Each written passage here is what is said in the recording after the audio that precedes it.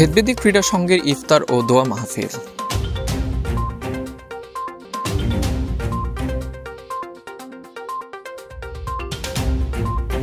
পবিত্র মাহে রমজান ঘিরে ভেদবেদী ক্রীড়া সংঘের উদ্যোগে ইফতার ও দোয়া মাহফিল অনুষ্ঠিত হয়েছে।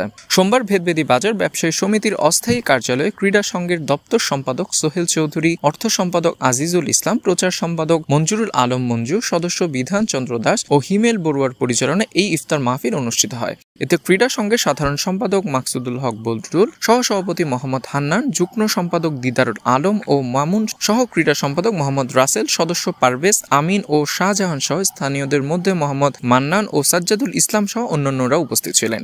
ইফতারের পূর্বে দেশ ও জাতির কল্যাণে বিশেষ দোয়া ও মোনাজাত করা হয়। মোনাজাত পরিচালনা করেন টিএনটি জামে মসজিদের মুয়াজ্জিন Mohammad Hossain. Desk report, CST TV.